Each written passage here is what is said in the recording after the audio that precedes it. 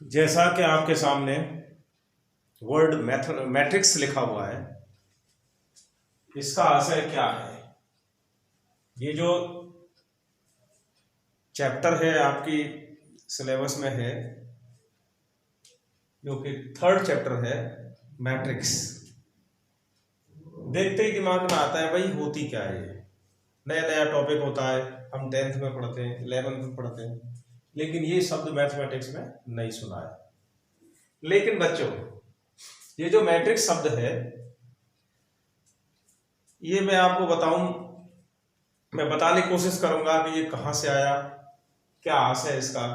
तो आपने कभी देखा होगा जब हमारी शाखा लगती है तो स्वयं सेवकों को इस तरह से लगाया जाता है, 1 2 3 4, उसके पीछे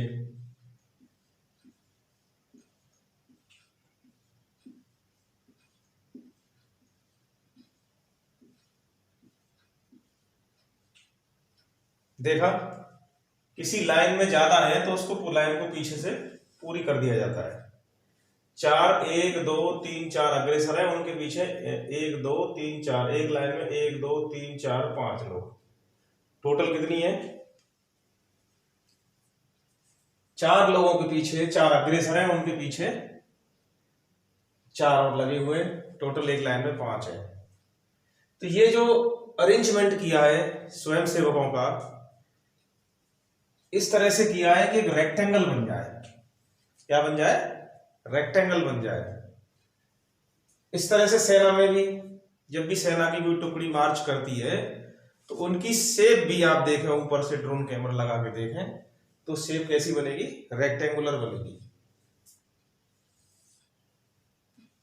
इसको हमने स्क्वायर ब्रैकेट के अंदर बंद कर दिया। क्या कर दिया? स्क्वायर ब्रैकेट के अंदर बंद कर दिया। रेलवे स्टेशन जाइए तो वहां पर जो टाइम टेबल है ट्रेन के आने जाने का, वो भी रेक्टेंगुलर वे में होता है। यहां पर डिस्टेंसेस लिख दी उसने, और यहां पर स्टेशन बना दिया। ये इस तरह से जो अरेंजमेंट्स है,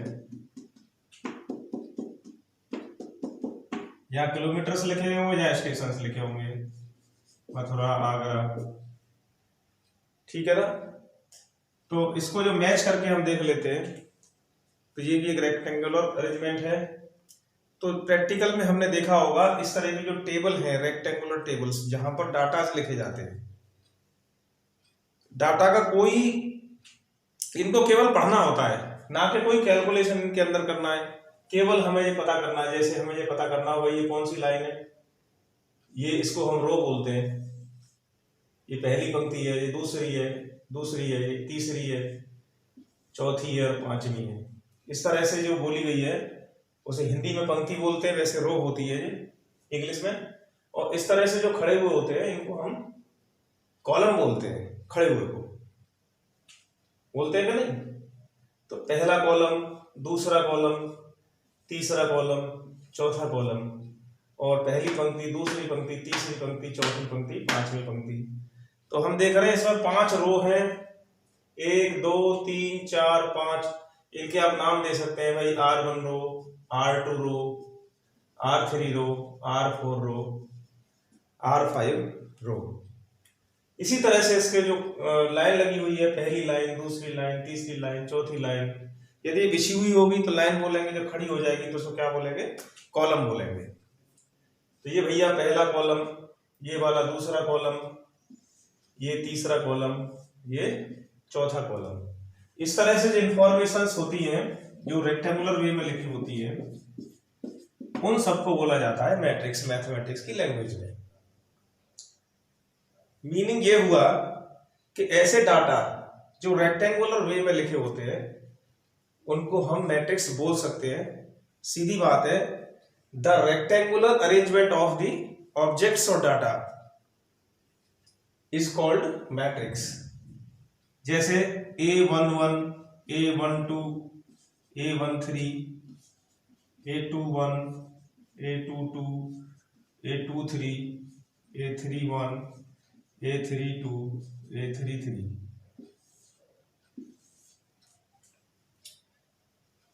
ये जो मैंने सफिक्स लगाया है A11 मीन्स पहली रो का और पहली कॉलम का एलिमेंट। ये जो पहली रो है ये पूरी की पूरी क्या है R1, दूसरी वाली R2, तीसरी R3 और ये C1, this is C2, this is C3। तो बच्चों A11 means this is the element of first row and first column 1 1। What is this A33, this is the element of third row and third column see A33। ये आपसे पूछी जाए भाई A22 क्या है, this is the position. ये जो 22 लिखा है ये उसकी पोजीशन को बताता है कहां ये। This is the element of which exist in second row and second column. तो कोई भी रेक्टेंगुलर अरेंजमेंट है ऑब्जेक्ट्स का, एलिमेंट्स का, वो इस तरह से लिखा जाए और उसको स्क्वायर ब्रैकेट में बंद कर दें तो मैथमेटिक्स की लैंग्वेज में हम उसे मैट्रिक्स बोलते हैं। मैट्रिक्स का क्या कर सकते हैं हम, क्या क्या इनमें ऑपरेशंस लग सकते हैं, इनके क्या यूजेज हैं, ये सभी हम मैट्रिक्स में पढ़ेंगे और इसको क्यों बनाया गया ये भी हम डिस्कस करेंगे। देखिए आप लोगों ने, मैं यहां पर एक एग्जांपल लिख रहा हूं A1x plus B1y is equal to C1, A2x plus B2y is equal to C2।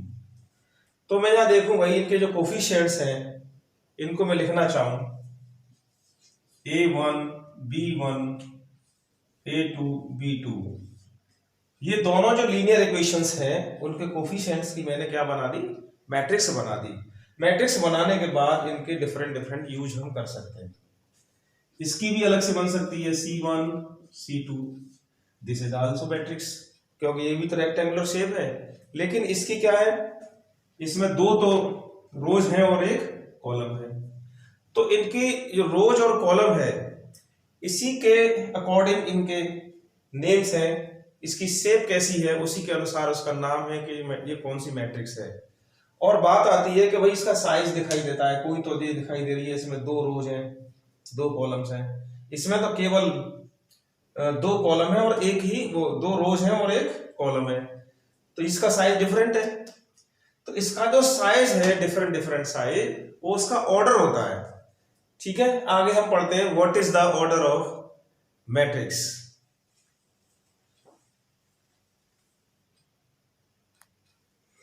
जैसा कि आपने देखा कि मैट्रिक्स का डिफरेंट साइज हो सकता है, वो साइज डिसाइड करता है ऑर्डर ऑफ मैट्रिक्स। तो मैं आपके सामने लिखूंगा ऑर्डर ऑफ मैट्रिक्स में ये होता है ऑर्डर ऑफ मैट्रिक्स, ये होता है number of row into number of columns. जैसे मैं आपके सामने एक मैट्रिक्स लिख रहा हूं A11 A12 A1n A21 A22 A2n, इसी तरह से मैंने लिखा AM1 AM2 AMN। स्पष्ट दिखाई दे रहा है कि 1 2 और 3 बीच में खाली जगह है, लास्ट में m है। इसमें m रोज हैं और देखो पहली कॉलम दूसरी column dot dot dot last में n कॉलम। इसका जो ऑर्डर हुआ number of row in the matrix into number of columns into the matrix. इनका आपस में मल्टीप्लाई नहीं करते हैं, m इंटू n लिखते हैं। फॉर एग्जाम्पल मैं आपके सामने 1 4 3 2 1 6 4 8 0 -1 2 3 ये मैंने मैट्रिक्स लिखी। ये जो मैट्रिक्स देखिए इसमें कितने रोज हैं और कितने कॉलम्स हैं, तो आप गिन सकते हैं बड़ी आसानी से। 1 first row, second row, third row and fourth row. इसमें 4 रोज हैं। इसी तरह से कॉलम्स देखो 1 2 3, तो इसका जो ऑर्डर हुआ वो 4 into 3।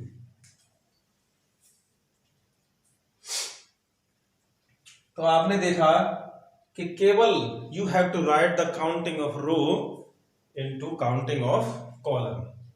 तो इस तरह से जो लिखा जाता है वो उसका ऑर्डर होता है। ऑर्डर को देख के उसका साइज पता चलता है, केवल और केवल क्या पता चलता है कि किस साइज की है। तो अकॉर्डिंग टू द ऑर्डर हम इनके डिफरेंट डिफरेंट नेम्स पढ़ेंगे, जो केवल यूजफुल है वही पढ़ेंगे। तो मैं आपके सामने पहला लिख रहा हूं टाइप्स ऑफ मैट्रिक्स में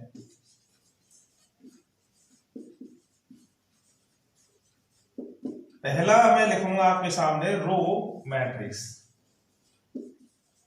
जैसा कि नाम से ही दिखाई दे रहा है कि इट हैज ओनली रो, केवल रो हो इसमें।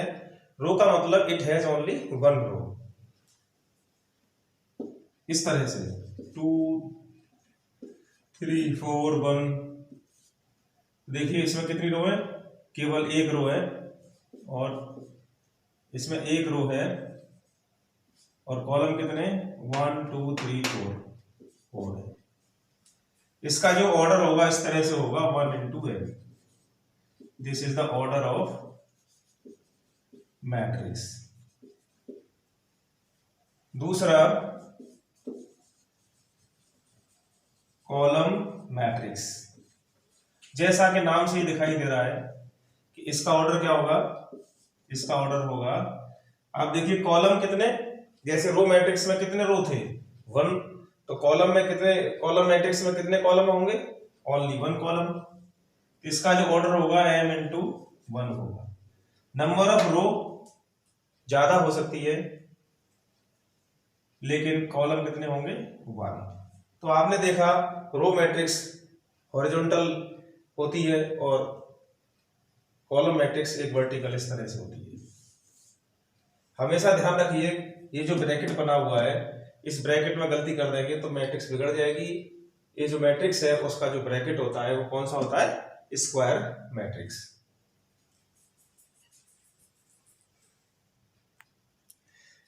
देखिए आपके सामने तीसरे नंबर पर स्क्वायर मैट्रिक्स लिखी हुई है। तो ये जो स्क्वायर मैट्रिक्स है इसी से बहुत सारी और अन्य मैट्रिक्स जो यूजफुल मैट्रिक्स है वो निकल के आएगी। जैसा कि आप जानते हैं square length is equal to breadth. Length और ब्रेथ आप जानते हैं, रो होता है, दूसरा कॉलम होता है। तो ये number of row is equal to number of column. जैसा लिखा वैसा ही पढ़ा। इस तरह की दिखने वाली A11 A12 A13 A21 A22 A23 A31 A32 A33, that is 3/3। इसका जो ऑर्डर मैंने बोला वो 3/3 है। दूसरा तरीका है लिखने का कि मैं लिखूं order of matrix is equal to, मैंने लिखा 3/3। इसको ऐसे ना लिख के हम लिख सकते हैं only 3। This is the square matrix of order 3/3 बोलो या क्या बोलो, ओनली 3 बोल सकते हैं। इस मैट्रिक्स का जो ऑर्डर है वो 3 है। और भी एग्जाम्पल लिख सकते हो, जैसे मैंने लिखा 0 0 0 0 0 0 0 0 0। ये भी एक स्क्वायर मैट्रिक्स है, इसका ऑर्डर क्या है 3/3। भाई ये भी स्क्वायर मैट्रिक्स है, इसका ऑर्डर क्या है 2/2। तो इस तरह से बहुत सारी 4/4 5/5 6/6 जिसमें रो इज इक्वल टू कॉलम हो, वो सारी की सारी मैट्रिक्स क्या होती हैं, स्क्वायर मैट्रिक्स होती है। तो इसी में मैंने आपके सामने एक मैट्रिक्स लिख दी थी, जानबूझ के ऐसे लिखी थी जिसमें सारे एलिमेंट 0 थे। इसको हम बोलते हैं नल मैट्रिक्स।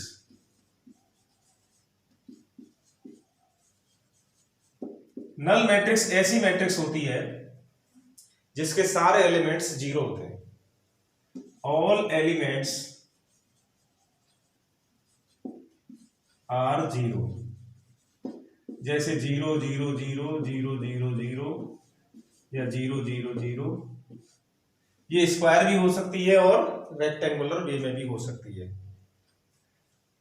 5वें नंबर पर आती है, मैं आपके सामने लिख रहा हूं डायगोनल मैट्रिक्स। डायगोनल मैट्रिक्स, मैं केवल उन्हीं यूजफुल मैट्रिक्स को डिस्कस करूंगा, उन्हीं यूजफुल मैट्रिक्स का डिस्कशन करूंगा जो आपके यूज में आएंगी। ये डायगोनल मैट्रिक्स है, जैसा कि नाम इसका डायगोनल है, तो आप देखते हो भाई जितनी भी रेक्टेंगुलर चीजें होती हैं, रेक्टेंगुलर शेप्स होती हैं, उनमें डायगोनल होता है। तो जैसे आपके सामने मैं लिख रहा हूं, ये मैंने बनाया रेक्टेंगल, ये मैंने डायगोनल खींच दिया, ठीक है, ये डायगोनल है। दूसरा डायगोनल ये है। तो यहां मैट्रिक्स में हम केवल और केवल जो यहां से जो डायगोनल निकलता है, जो लेफ्ट हैंड के अपर पार्ट में और राइट हैंड के लोअर पार्ट को जोड़ता है, ये वाला, ये डायगोनल काउंट होता है। इसको हम बोलते हैं प्रिंसिपल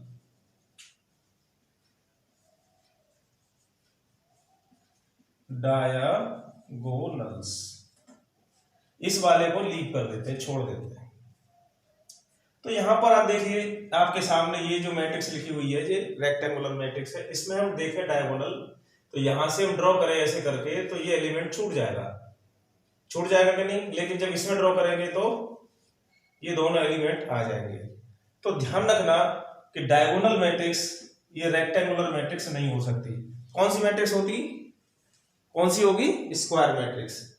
तो it is the square matrix. Diagonal matrix कैसी होती है? पहली बात आ गई, इट इज द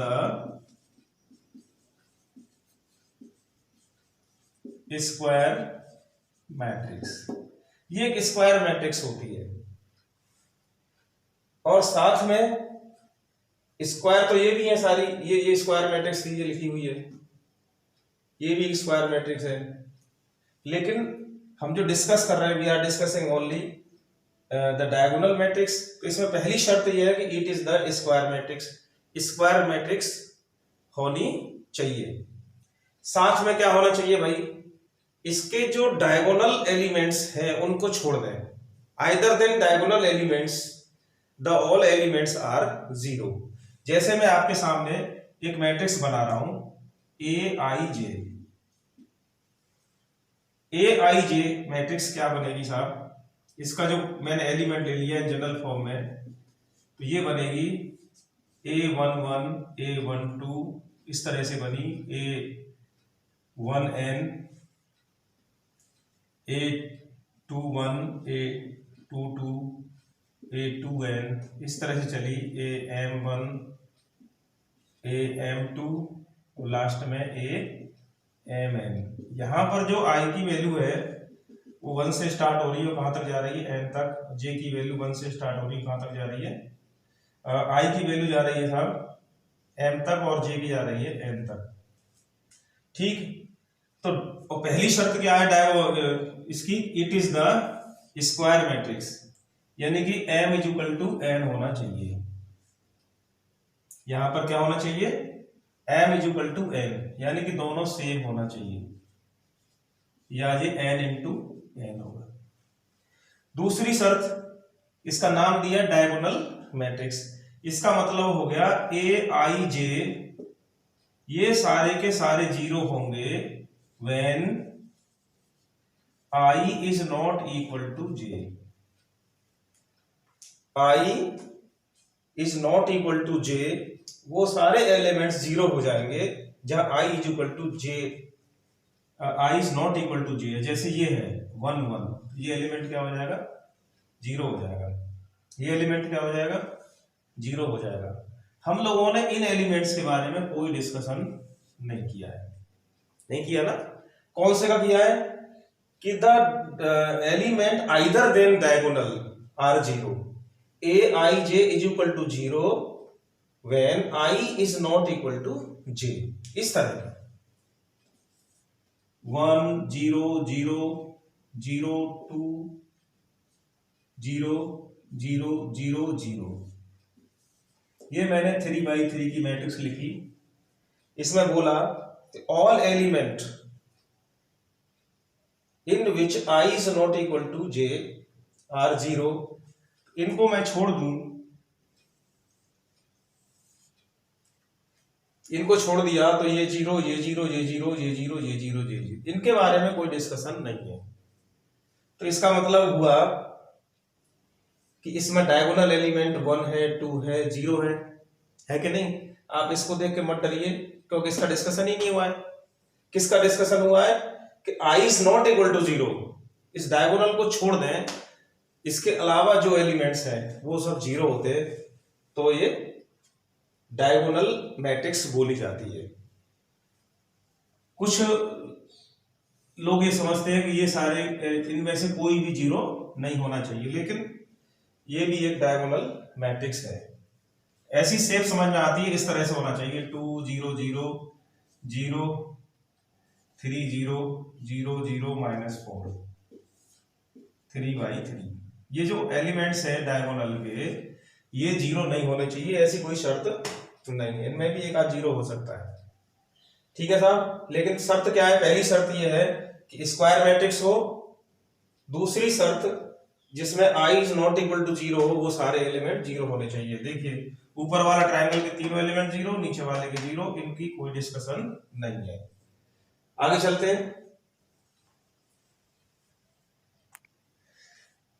देखिए छठे नंबर पर भी 6 नंबर पर आता है स्केलर मैट्रिक्स। स्केलर मैट्रिक्स भी एक स्क्वायर मैट्रिक्स है। इसके जो डायगोनल एलिमेंट्स होते हैं वो सेम होते हैं। It is also square matrix. दिखने में ऐसी लगेगी, A 0 0 0 A 0 0 0 A। आपने देखा कि ये स्क्वायर मैट्रिक्स होती है, इसके डायगोनल एलिमेंट्स कैसे होते हैं? सेम होते हैं। 7वें नंबर पर मैं आपके सामने डिस्कस कर रहा हूं unit matrix. Unit matrix means ये स्केलर मैट्रिक्स होती है और इसके जो डायगोनल एलिमेंट्स होते हैं वो 1 होते हैं। ये 3/3 की यूनिट मैट्रिक्स है। ऐसे भी 1 0 0 1। इसका जो नोटेशन है वो कैपिटल I से हम इसको डिनोट करते हैं। 3/3 की, 2/2 की, 4/4 की हो सकती है। तो ये बच्चों स्केलर मैट्रिक्स है, लेकिन इसके डायगोनल्स कैसे? 1 होते, यूनिट होते। तो आपने कुछ जो यूजफुल जो मैट्रिक्स थी उनको पढ़ा। अब बात आती है कि हमने मैट्रिक्स तो पढ़ ली, आगे जब इनको यूज करेंगे तो बच्चों इनको नोट किया गया है, नोटेशंस दिया गया है। मैथमेटिक्स में हर चीज को नोटेशन दिया। इन जनरल हम लोग मैट्रिक्स को कैपिटल लेटर से डिनोट करते हैं। जैसे कोई मैट्रिक्स है, वी यूज द नोटेशन किससे? Capital letters A B C D, इन लेटर से हम यूज करते हैं। जैसा कि आपने देखा था यूनिट मैट्रिक्स को किससे करते हैं? I से करते हैं, और कोई भी लेटर इनको यूज कर सकते हैं। जैसे मैंने लिखा एक तरीका, A is equal to AIJ। A means element, IJ rows और कॉलम, और I और J वेरिएबल हैं, ये कहां से कहां तक जाएंगे इनको हम लिख सकते हैं। जैसे मैंने लिख दिया कि A इज ए मैट्रिक्स, इस तरह से मैं डिफाइन करने जा रहा हूं इसको। तो ये देखिए AI का मीनिंग अलग से दे रखा होगा, AIJ का मीनिंग सपोज करो I + J / 2 है। AIJ is defined as I + J / 2। और आपसे क्वेश्चन किया जाए कि right the matrix of order 3/3। Okay, तो हमको कहां तक जाना पड़ेगा? 3/3 तक जाना पड़ेगा। और AIJ को ऐसे एक्सप्लेन किया उसने, the meaning of AIJ is this. तो बच्चों लोग देखिए, A means A11, A12, A13, A21, A22, A23, A31, A32, A33। तो बड़ी आसानी से हम इस मैट्रिक्स को बना सकते हैं। तो जैसे ए आई जे को डिफाइन किया गया, हमारे पास फॉर्मूला तो यही है ना। चलिए, ए 1 1 यानी आई और जे की दोनों की वैल्यू कितनी 1 1 है, तो 1 + 1/2 यू नो 1। बोलिए साहब, 1 2 1 + 2 3/2, 1 + 3 4 हो गया, 2 हो गया। तो ऐसे ही इनको ऐड करके 2 से डिवाइड करना है, तो कितना हो गया 3/2 2 5/2 2 5/2 और दिस इज द 3। तो आपके सामने ये गिवन था the relation between I and J, A I J means I + j/2। तो हमने ये मैट्रिक्स का एक निर्माण कर दिया। This is the matrix of order 3/3। तो ऐसे डिफरेंट एग्जांपल्स हैं आपकी एनसीईआरटी बुक में दे रखे हैं, जिनको आप करिए। तो एक एग्जांपल मैं आपके सामने लिख रहा हूं।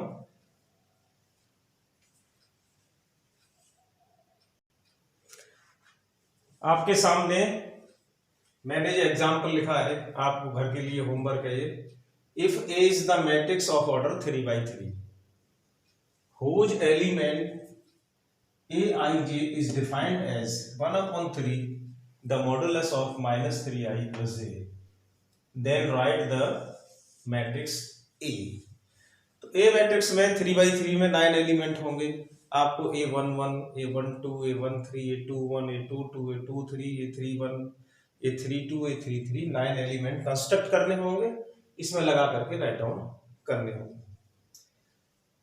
तो इस तरह से आपने मैट्रिक्स को देखा कि matrix it is the only the way. अभी तक हमने कोई कैलकुलेशन नहीं किया, केवल और केवल क्या किया, एलिमेंट्स को रेक्टेंगुलर फॉर्म में राइट डाउन किया है, केवल लिखा है। आगे हम देखेंगे भाई ये जो मैट्रिक्स दिखने में स्क्वायर लगती है, रेक्टेंगल लगती है, इनके डिफरेंट डिफरेंट तरीके को देखेंगे कि भाई ये क्या होती है।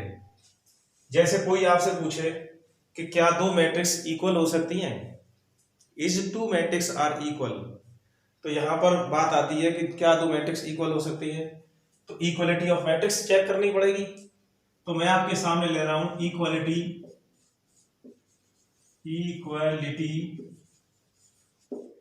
Of matrixes. देखो बच्चों, मैंने अभी ये शब्द यूज किया है, मैट्रिक्सेस यूज किया है, दिस इज द प्लूरल, पहले मैट्रिक्स यूज किया था। इक्वलिटी ऑफ मैट्रिक्सेस, इक्वलिटी का मतलब होता है यहां पर बिल्कुल सेम। जैसे फॉर एग्जांपल मैं आपके सामने 3x + 2y = 9, 6x + 5y = 11, ये मैं दो लीनियर इक्वेशंस लिखे। इसकी जो मैट्रिक्स है वो 3 6 2 5 ये लिख ली, और इस वाली की लिख ली 9 11। अब देखिए दूसरा 3x - 2y = 10, 4x + 3y = 8 लिख दिया। तो बच्चों आप देखिए 3 4 -2 3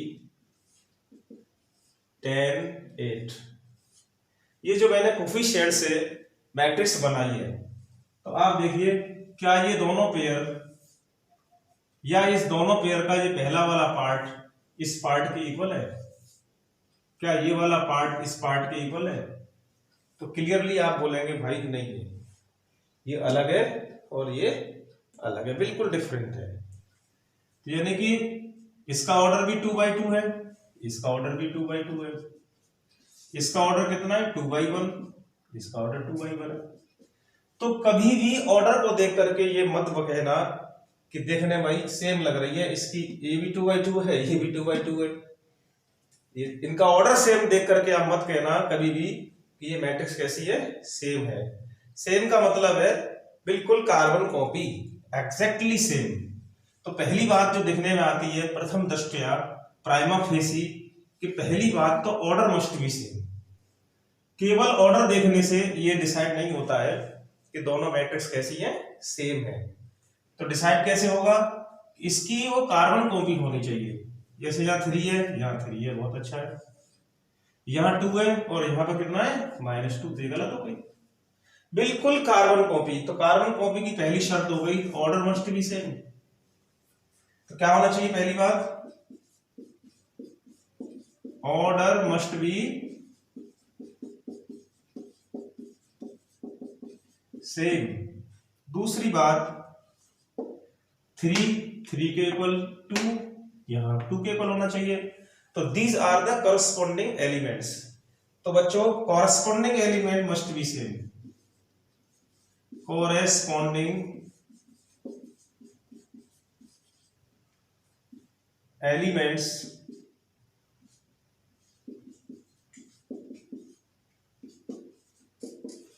मस्ट बी सेम। दो बातें हो गई। कोई दो मैट्रिक्स इक्वल कब होंगी, जब उनके ऑर्डर सेम हो, पहली बात। दूसरी करस्पॉन्डिंग एलिमेंट सेम हो। जैसे 3 2 1 4, 3 2 1 4, ये दोनों की दोनों 2x2 की हैं और इनके एलिमेंट्स 3 3। ये पहला इसकी पोजीशन यहाँ है, इस वाले की ये पोजीशन है, सेम पोजीशन है। 4 4 1 1 2 2। तो क्लियर ये हुआ कि ऑर्डर, पहली बात तो ऑर्डर होना चाहिए। ऑर्डर होने से दो मैट्रिक्स इक्वल नहीं हो सकती, केवल और केवल ऑर्डर से नहीं हो सकती। दूसरी बात क्या होगी, उनके corresponding element must be same. अब मैं आपके सामने ऐसे लिख दूं कि ये दो मैट्रिक्स है x 0 0 y, ये दो मैट्रिक्स इक्वल है, तो find the value of x and y। तो x की वैल्यू कितनी 4, ये 0 0 के इक्वल है। 5 की value y is equal to 5, 0 0 है। ये दोनों एलिमेंट्स इक्वल हैं, तो x किसके इक्वल होना चाहिए 4 के, और y किसके इक्वल होना चाहिए 5 के। ठीक है ना। तो जब x 4 के इक्वल होगी, y 5 के इक्वल होगी, तभी ये इक्वल होंगे। यदि मैं यहां पर लिख देता 1, तो पहले से ही गलत हो जाती, इक्वल है ही नहीं, क्योंकि 0 इज नॉट इक्वल टू 1। तो आपको ध्यान रखना पड़ेगा इक्वलिटी ऑफ मैट्रिक्स में कि भाई दो मैट्रिक्स कब इक्वल होती हैं। तो ऐसे बहुत सारे क्वेश्चन है, मैं आपके सामने एक क्वेश्चन लेता हूं जिसमें इक्वलिटी का कंसेप्ट है। देखो प्यारे बच्चों, ये क्वेश्चन लिखा हुआ है कि find value of A and B where A, ये मैट्रिक्स इस तरह से डिफाइन की है और बी इस तरह से डिफाइन की है, और गिवन है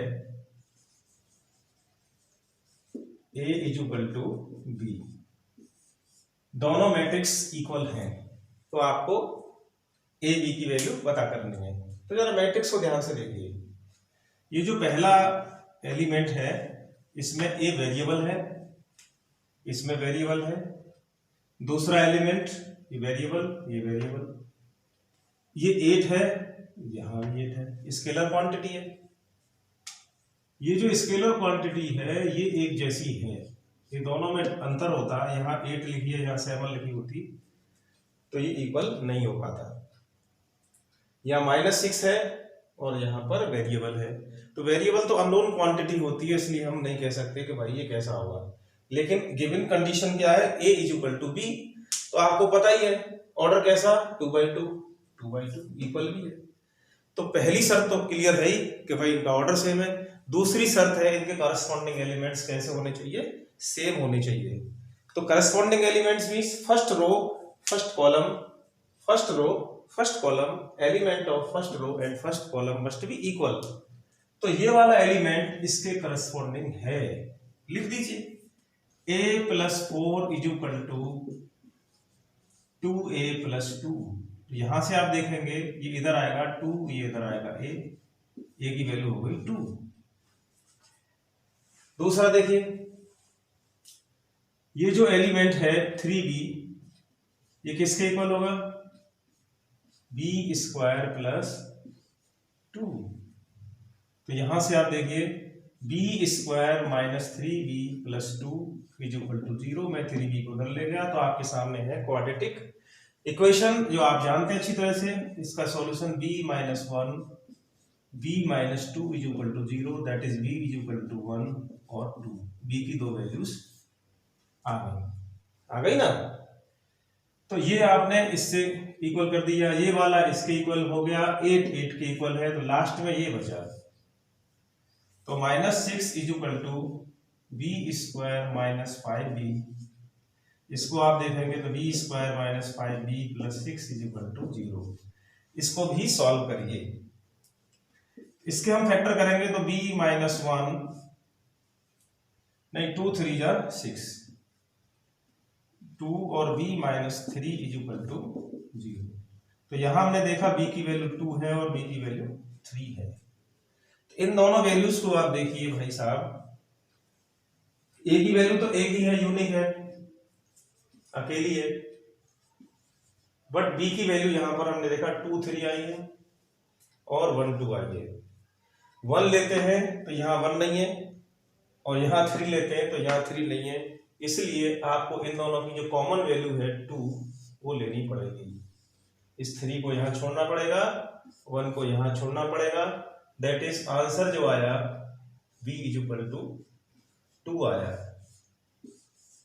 यदि आप 1 लगाते हैं तो 1 लगा के देख लीजिए क्या आने वाला है, 1 लगा के देख लीजिए क्या आपका आंसर सेटिस्फाई हो रहा है। ये जो 1 है जो मैंने काट दी है इसको लगा के देख लो, और आपकी a की वैल्यू तो यूनिक है ही, तो मैंने आंसर्स क्या लिखे, a is equal to 2, b is equal to 3। यहाँ पर जो एक्स्ट्रा वैल्यू मैंने क्रॉस की है उनको भी चेक कर सकते हैं। 1 है जैसे 1 लगा दीजिए, किसकी वैल्यू b की, और a की तो 2 है ही, तो 2 कितना आ गया 6 आ गया। b की वैल्यू 1, b की वैल्यू कितनी लगानी है, जो कैंसिल की 1 तो कितनी आ गई 1 3 जा 3। चलिए साहब a की वैल्यू कितनी है 2 2 2 जा 4 6, यहां पर आप लगाएंगे 1 तो ये 3 हो गई। आगे बढ़िए 8 तो 8 है ही, 1 इसमें लगा रहे हैं, यहाँ तो कुछ नहीं है -6 है, 1 यहाँ लगाएंगे तो 1 माइनस 5 दैट इज -4। तो क्या देख रहे हैं आप, दिस इज नॉट इक्वल, 1 लगाने पर इक्वल नहीं है।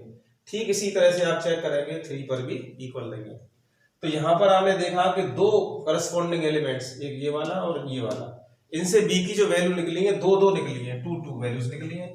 उनमें वो वैल्यू आप हटा दीजिए जो कॉमन नहीं है, only you have to take the common value. 1 2 और 2 3 में क्या कॉमन था, 3 कॉमन था, तो हमने 3 ले ली, तो हमारे जो आंसर होंगे वो ये होंगे। यदि आप आंसर में b की वैल्यू इस तरह से लिख देते हैं कि 1 2 भी आ रही है और 3 भी आ रही है, ये सब लिख देते हैं, तो आपका आंसर b का गलत हो जाएगा।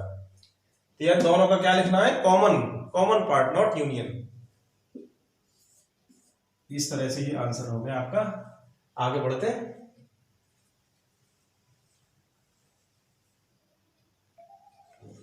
हमेशा ध्यान रखना स्केलर मल्टीप्लिकेशन, किसी मैट्रिक्स में हम स्केलर का मल्टीप्लाई कर दें तो क्या होने वाला है, ये हमेशा ध्यान रखने की चीज है। जैसे a कोई मैट्रिक्स है और लैम्डा कोई स्केलर है, मैं a मैट्रिक्स में लैम्डा का मल्टीप्लाई करूं तो what is the meaning of it, if a is equal to a11 a12 a21 a22 है, बच्चों लैम्डा a क्या होगा, ये जो लैम्डा मैंने यहां लिखा है अब लैम्डा यहां आ गया, तो ये सभी एलिमेंट्स में मल्टीप्लाई करेगा, किसी भी एलिमेंट को नहीं छोड़ेगा। This is the scalar multiplication. किसी स्केलर का मैट्रिक्स में जब मल्टीप्लिकेशन करते हैं इस तरह से होता है, जब मल्टीप्लिकेशन कर सकते हैं तो कॉमन भी ले सकते हैं। जैसे मैंने आपके सामने लिखा 6 8 10 4 0 -4 2 12 2। तो देखिए मैं यहां से देख रहा हूं कि all are the even, we can take common, 2 इसमें से हम कॉमन ले सकते हैं, तो 2 जो कॉमन आएगा वो हर एक एलिमेंट में से आएगा, तो इसमें से भी 2 कॉमन लेंगे, 3 4 5 2 0 -2 1 6 1। तो ये जो स्केलर है वो हर एलिमेंट्स में से कॉमन आया है। ये बहुत जरूरी चीज है पढ़ना, आगे बहुत काम की चीज है। The scalar multiplication of the matrix, एक स्केलर है दूसरी मैट्रिक्स है, इसका मल्टीप्लिकेशन करेंगे तो याद रखना हमेशा वो मैट्रिक्स के जितने भी एलिमेंट्स हैं सभी के साथ उसका मल्टीप्लिकेशन होगा। आगे जो हम पढ़ने जा रहे हैं वो ऑपरेशन ऑफ मैट्रिसेस।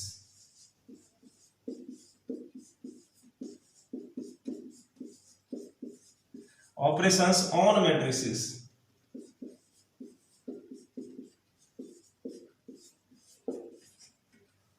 ठीक है,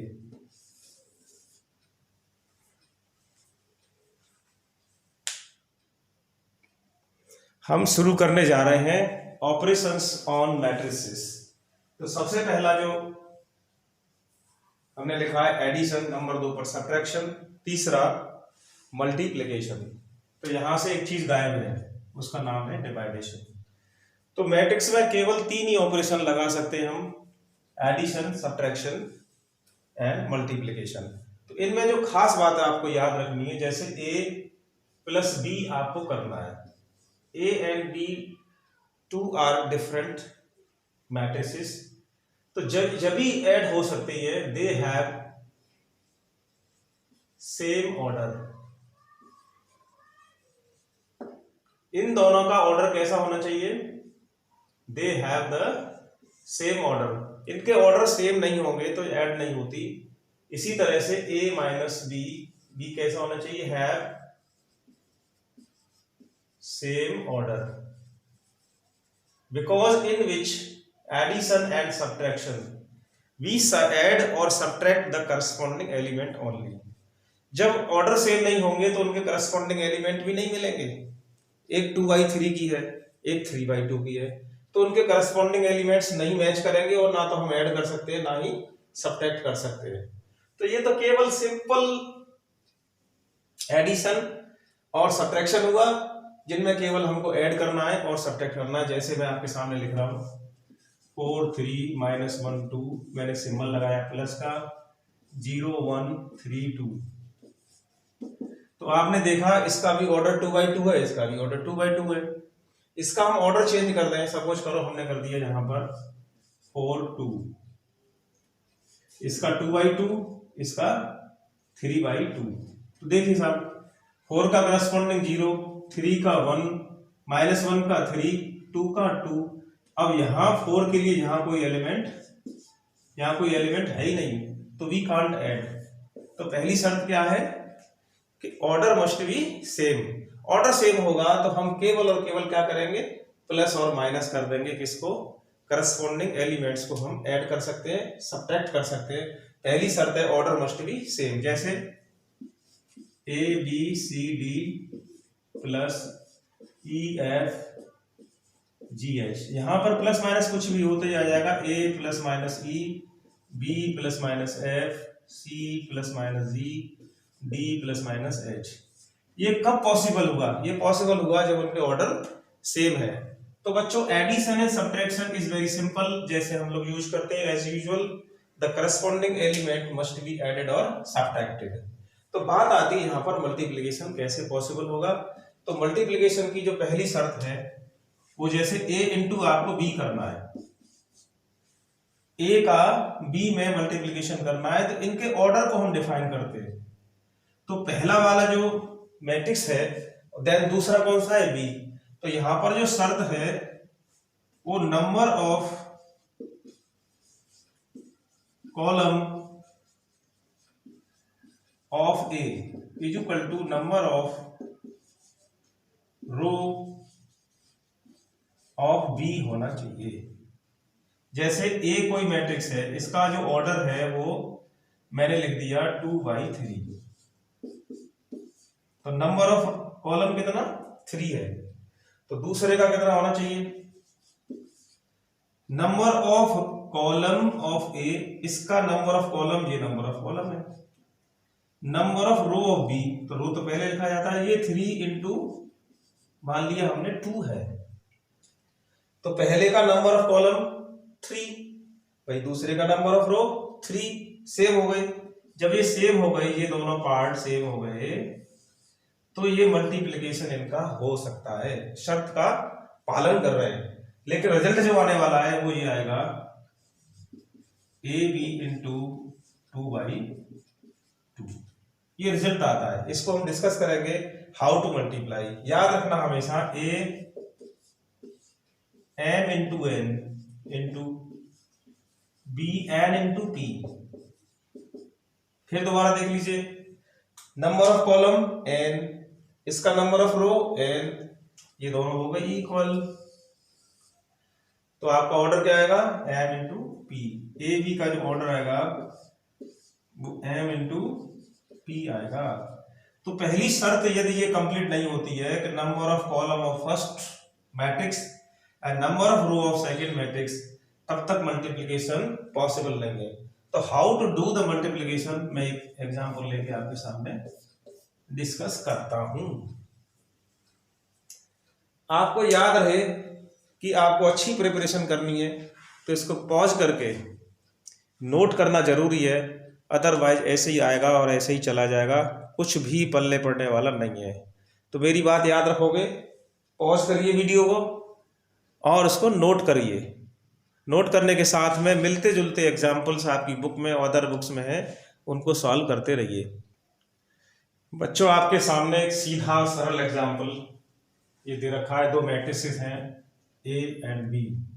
इसका ऑर्डर देखेंगे तो इसमें कितनी रो है, 2 रो है और 3 कॉलम है। इसमें 3 रोज हैं और 2 कॉलम्स हैं। तो पूछना है फाइंड ए इंटू बी। इसके बीच में कोई साइन नहीं है, ऐसे क्रॉस भी लगा सकते हैं। Find A into B. तो पहली शर्त, the number of column of first matrix equal to number of rows of second matrix. तो दोनों में कितने 3।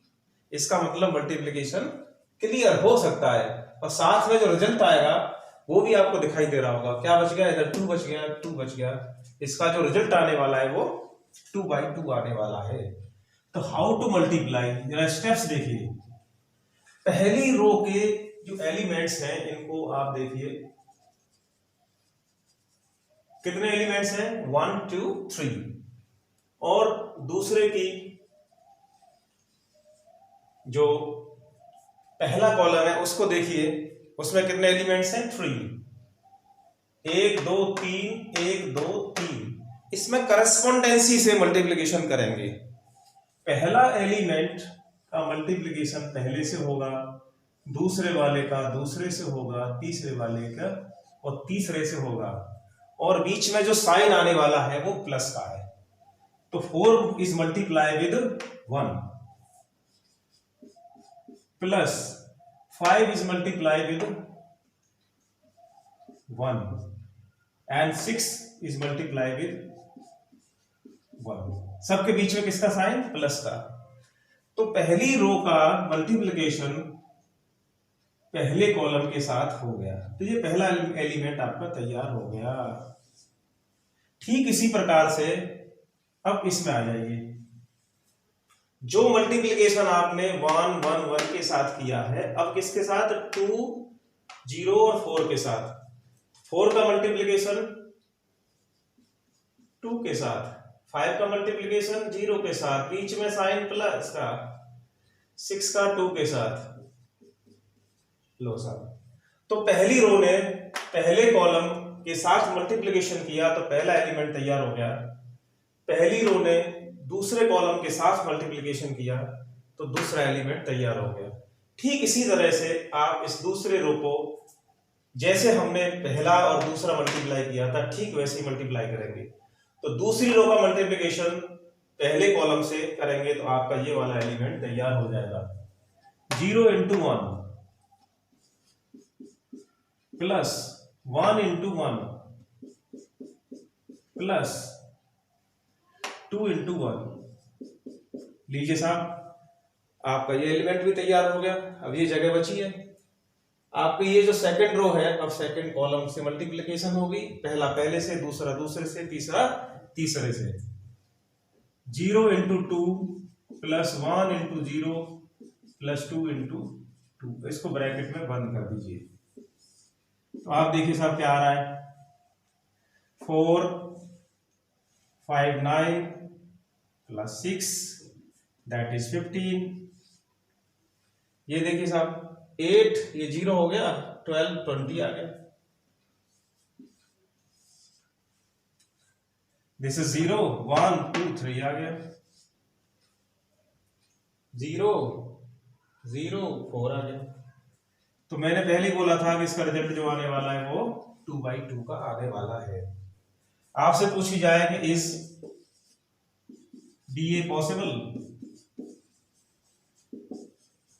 तो आप देखिए B का ऑर्डर क्या है साहब, B का ऑर्डर है 3/2, A का कितना है 2/3, बिल्कुल सही। तो 2 बिल्कुल इक्वल, आपकी जो BA आने वाली है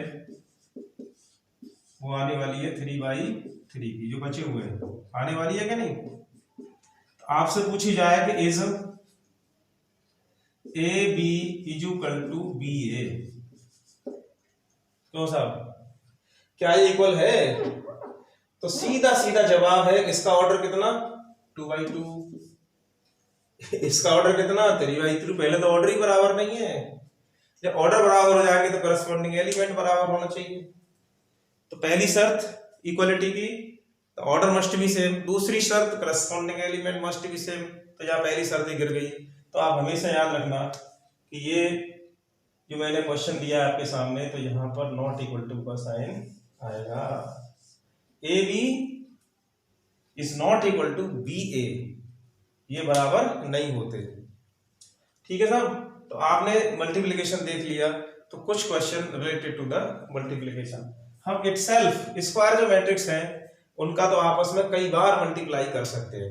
तो मैं आपके सामने क्वेश्चन लिख रहा हूं, I इज इक्वल टू 1 0 0 1, तो what is the value of I to the power n, n belongs to n।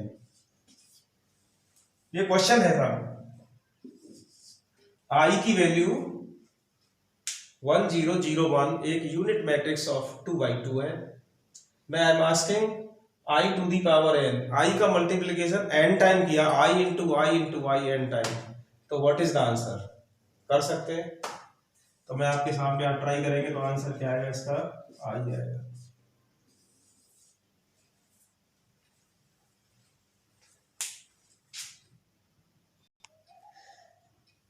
आपके सामने मैंने कुछ लिखा है, algebra of matrix.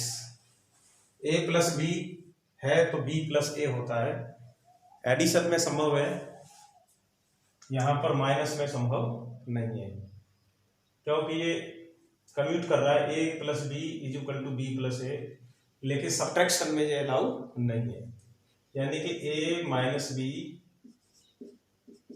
Not equal to B minus A, ये अलाउ नहीं है। ऐसे एसोसिएशन हो रहा है, A का एडिशन B प्लस C के साथ, ये आप देख रहे हैं सब होता है। स्केलर मल्टीप्लिकेशन के साथ आप देखेंगे तो ये प्लस माइनस के साथ आ रहा है। I means unit matrix of the same order of A, जो A का ऑर्डर है वो C का ऑर्डर है।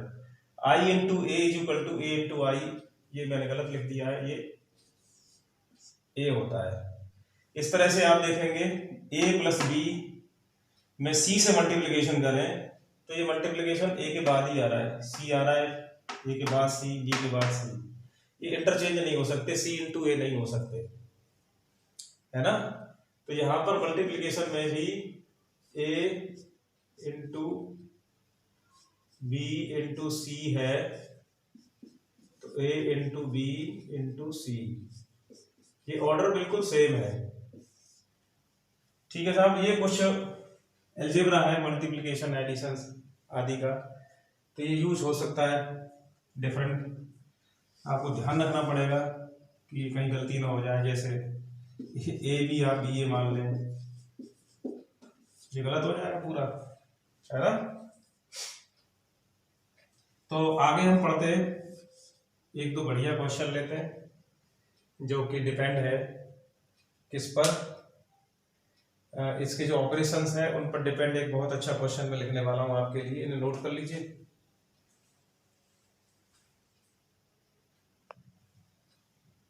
एक बहुत ही बढ़िया, बहुत ही अच्छा, खूबसूरत क्वेश्चन जो एनसीईआरटी में भी है, आपके सामने लिखा हुआ है। ये कोई फंक्शन लिखा हुआ है मैट्रिक्स के फॉर्म में, F X is equal to this one. तो क्लियरली 3/3 की मैट्रिक्स है, लेकिन यहाँ एक्स है तो 1 2 3 4 जगह पर एक्स है। मीन्स ये स्विच है, यहां से आप बटन दबाओगे तो 4 लाइटें एक साथ जलेंगी, ये और सारी स्केलर्स है, ये भी कांस्टेंट, ये भी कांस्टेंट, ये भी कांस्टेंट, ये भी कांस्टेंट। तो आपके सामने जो क्वेश्चन प्रूव करना है वो एफ एक्स का इनटू किसके साथ करना है, एफ वाई के साथ करना है। आपके पास एफ एक्स तो है, क्या नहीं है, एफ वाई नहीं है। तो देखिए साहब, मैंने क्या किया, x को y से रिप्लेस कर दिया, जहां जहां पर x है वहां क्या आ जाएगी, ऑब्वियसली क्या आ जाएगी, y आ जाएगी। तो देखिए साहब, cos y sin y 0 minus sin y cos y 0 0 0 1। तो अकॉर्डिंग टू क्वेश्चन हमें जो प्रूव करना है वो एफ एक्स का इंटू एफ वाई में करना है। तो लीजिए साहब एलएचएस से F X into F Y. चलिए साहब, cos X sine X 0 minus sine X cos X 0 0 0 1 into cos Y sine Y 0 minus sine Y cos y 0 0 0 1। Now let us start the multiplication। जो हम multiplication जानते हैं, तो इसका order 3/3 है, इसका भी ऑर्डर 3/3 है, तो इसमें तो कोई डाउट ही नहीं है, ये मल्टीप्लिकेशन हो जाएगा। ऑर्डर भी देखो 3 आने वाला जो ऑर्डर है वो 3/3 का आने वाला है। चलिए स्टार्ट करते हैं। तो हमने पकड़ ली पहली रो, ये पकड़ ली, इसका मल्टीप्लिकेशन होगा इसके साथ, इसकी पहली रो और इसका पहला कॉलम। तो करिए मल्टीप्लाई, इस cos x का मल्टीप्लाई होगा cos y से, sin x का sin y का 0 से 0। तो देखिए साहब, cos x cos y minus sin x sin y हो गया। अब इस कॉलम को छोड़ दीजिए, इस पर आ जाइए, ये आया minus cos x sin y minus ये आ गया इसका मल्टीप्लिकेशन इससे हुआ, इसका इससे होगा, तो ये आ गया sin x cos y। Next 0 का 1 से होगा तो आ जाएगा 0। चलिए, पहली रो का काम खत्म हो गया। Tick the second row sin x cos x 0 और मल्टीप्लाई करिए किससे, फर्स्ट कॉलम से, sin x into cos y।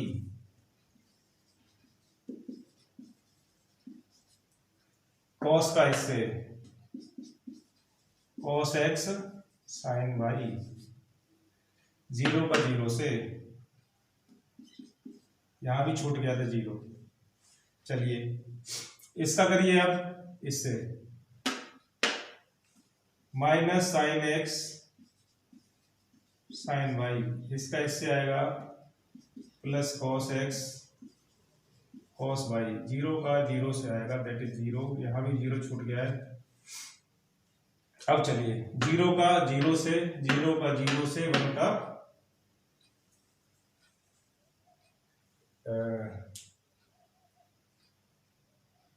ये जो सेकंड रो थी इसमें मल्टीप्लाई हो चुकी है, अभी ये छूट गया है हमारा, ये सेकंड रो है वो थर्ड कॉलम में भी मल्टीप्लाई होगी। साइन एक्स का मल्टीप्लिकेशन 0 से, कॉस एक्स का मल्टीप्लिकेशन 0 के 0 का 1 से, कुल मिला के 0। आगे बढ़िए, अब बात आती तीसरी रो की। तीसरी रो में 0 0 0 1 cos y sin y 0, 0 into cos y 0, 0 into sin y 0, 1 into 0 0, 0 plus 0 plus 0। अब नेक्स्ट थर्ड रो का सेकंड कॉलम में 0 into this, 0 into this, 0 into 1 into 0, that is 0 plus 0 plus 0। The next third row third column 0 into 0, 0 into 0, 1 into 1, that is 1। तो आपने देखा cos x cos y minus sin x sin y, इसमें से आप minus common ले लें तो ये आ जाएगा sin x cos y plus cos x sin y, that is 0। यहां पर देखिए आप sin x cos y plus cos x sin y, यहां पर आप देखिए cos x cos y minus sin x sin y 0 0 0 1। एक लाइन और देखें आप, आपने 11th क्लास में फॉर्मूला पढ़े, this is the formula of, देखिए sir, cos a cos b minus sin a sin b, that is cos a plus b, cos x plus y, this is the sin x plus y, minus बाहर लगा हुआ है 0, what is this sin x plus y, what is this, this is the cos x plus y 0 0 0 1। तो बच्चों जब cos fx की value में x चार जगह x है, fy में चार जगह y है, जब चार जगह y है तो एक जगह x है वो y है, चार जगह x है तो एक जगह x है, तो यहाँ चार जगह पर क्या है x प्लस y, तो this will be the equal to fx plus y, this equal to RHS has proved. इस तरह से आप लोग बहुत सारे क्वेश्चंस हैं जो मल्टीप्लिकेशन एडिशन एंड सब्ट्रैक्शन पर बेस्ड हैं, तो आप इसको ध्यान से पढ़ेंगे पूरा करेंगे तो आपको जो पहली दूसरी जो एक्सरसाइज है आसानी से सॉल्व हो जाएंगी। आप मल्टीप्लिकेशन सीख गए, एडिशन सीख गए, सब्ट्रैक्शन सीख गए। नेक्स्ट में हम कुछ क्वेश्चंस और इसके अदर ऑपरेशंस भी लेंगे, नेक्स्ट वीडियो में आप देखेंगे आगे का matter. Thank you very much.